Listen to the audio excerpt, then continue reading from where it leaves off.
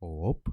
А всем доброго времени суток. С вами Акума, и совсем недавно я был в лесу, где приготовил сырное фондю на костре, воспользовавшись лишь одной из сотен вариаций его приготовления. Я желаю вам приятного просмотра. А вот это гриб. Мы идем в поисках костровища. Ну, это просто гриб, собственно говоря. Добытие сухостоя, правильного материала для костра, это очень тонкий процесс. То есть все должно быть один к одному. Вы должны выразить свою любовь к костру, начиная от самых легко воспламеняющихся материалов, потом к небольшим веточкам, потом к большим веточкам, и потом уже к дровам или там, что у вас для основного питания огня есть. Вот. Но самое главное подходить к процессу любовно. Мы будем готовить фондю на молоке. Наполняем им наш котелок. Оно должно быть хорошим, а если говорить о его жирности, то тут у каждого вкус свой. Мне нравится 2,5%.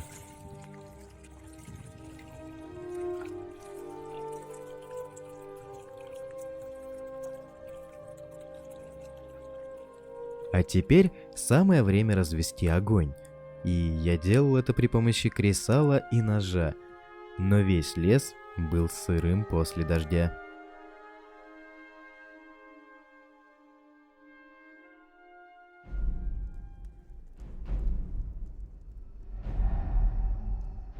You should have acted. They're already here. The Elder Scrolls told of their return. Their defeat was merely a delay. To the time after Oblivion opened. When the Sons of Skyrim would spill their own blood. But no one wanted to believe they even existed. And when the truth finally dawns, it dawns in fire.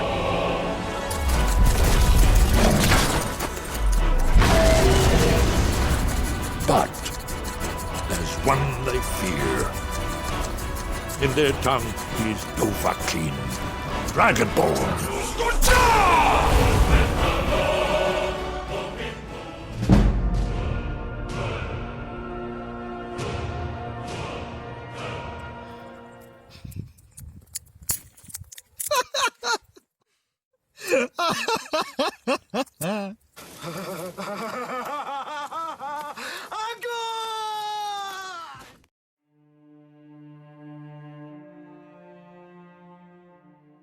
Сейчас мы кладем, когда молоко будет закипать, в этой вот теплоте очень хорошо в теплом молоке горячем раскроются специи. Здесь базилик, здесь мускатный орех и здесь небольшое количество черного перца. Пусть это все раскрывается в молоке.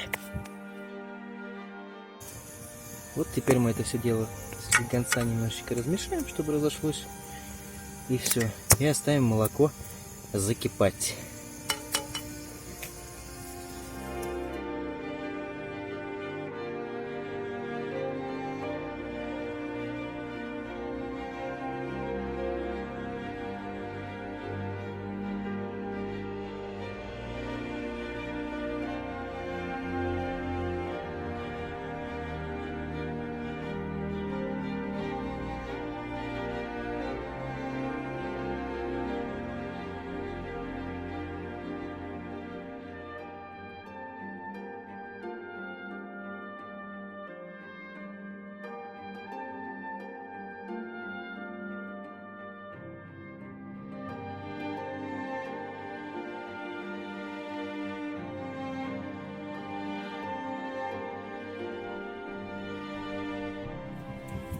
А для того, чтобы придать фондю более такой костровой, дымный вкус, я думаю, многие из вас знают о такой штуке, как, допустим, когда варят уху, берут горящий небольшой кусочек дерева и им размешивают уху. Это вообще применимо, в принципе, ко многим супам, которые делаются на костре. И вот я хочу попробовать размешать немного молоко. Но это, конечно, даст молоку немножко такого черного цвета, но ничего. Зато, я думаю, это скажется хорошо на вкусе. Вот мы подобуглили ее. И теперь ей размешаем. Вот оно все дымится. Это даст вкус, я думаю, очень такой уверенный. Можем потом еще раз размешать. Я думаю, не хватило такого количества. Когда молоко стало горячим, самое время отправить туда сыр. Для традиционного фондю берутся в равных частях сыры грюйер и вашеран. Иногда к грюйеру добавляют эмменталь. А вообще, сыр можно добавлять какой угодно, любые сочетания, но только с двумя условиями. Он должен плавиться и нравиться вам. В готовке ведь все опционально. Меняйте специи, меняйте пропорции, ингредиенты, утолите голод лично ваших вкусовых рецепторов.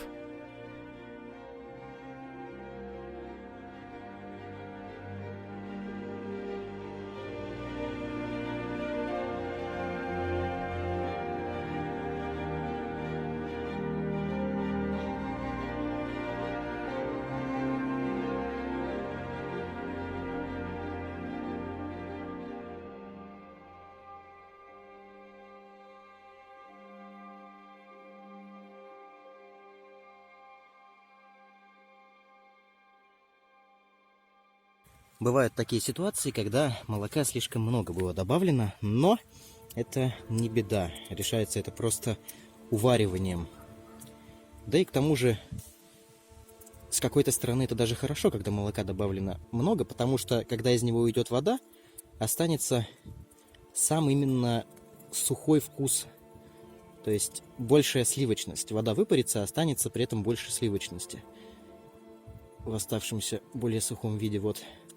Поэтому теперь мы должны это постоянно помешивать. Вот. И ждать, когда все это начнет загустевать.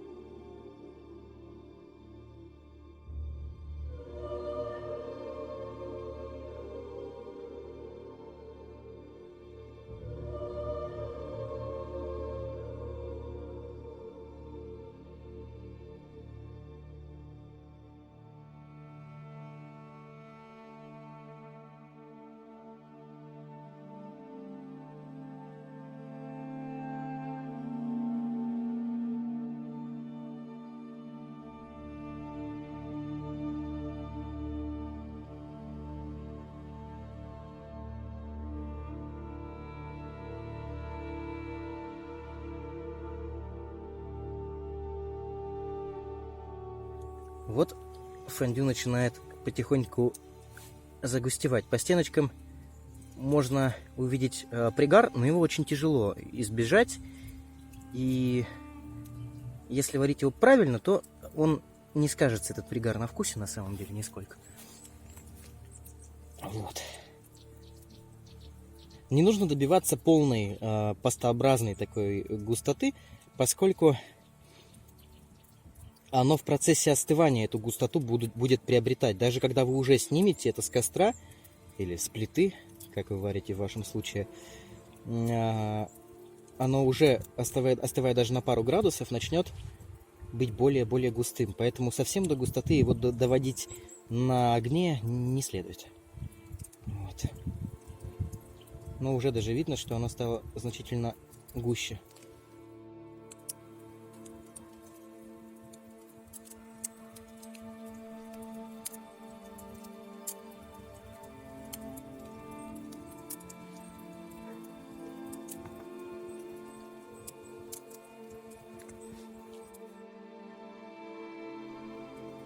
Вот наше сырное чудо и готово. Употреблять его можно с любым видом хлеба, но, конечно же, лучше всего употреблять его с хлебом белым. А еще лучше с багетом. С тепленьким, свеженьким, хрустящим багетом. Вы берете, разламываете этот свежайший хлеб, Наслаждаетесь отдельно им, отдельно его видом, отдельно его запахом и макаете его в фондю. Немного поводите по воздуху, чтоб с хлебушка лишний сыр стек. И, находясь в воздухе, он уже затвердевает и хлеб обволакивает. Что делает это все более удобным для поедания.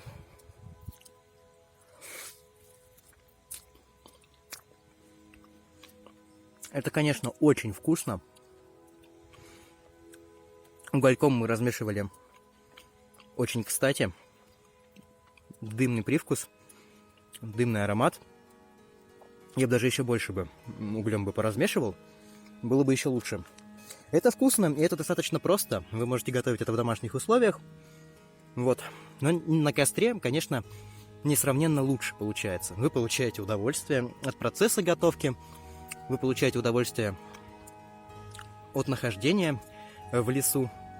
И, конечно же, на ваших вкусовых рецепторах сказывается ваше нахождение, да, на свежем воздухе. У вас такая большая активность, чем в домашних условиях. К вам приходит очень здоровый аппетит. И все это становится еще вкуснее. Можно макать сюда, в принципе, и многие другие вещи. Мясные, например, бекончик, сосиски, все очень хорошо сюда идет. Несмотря на нахождение костровища у кромки леса, угли были залиты водой, чтобы природа точно осталась в безопасности после ухода человека. Большое спасибо за просмотр. И если вам понравилось видео, вы можете подписаться на канал, оставить свой лайк или же написать что-нибудь в комментарии, чему я, несомненно, буду очень рад. А с вами был Акума, и мы скоро увидимся.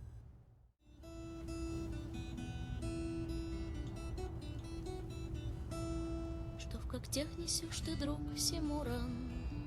Что за чудо из неведомых стран? На забаву любопытным птенцам ты скажи мне, коли ведаешь сам. Я в диковинную даль не летал, у порога твоего подобрал. Прямо здесь в краю метели и вьюг, небольшая эта редкость, мой друг.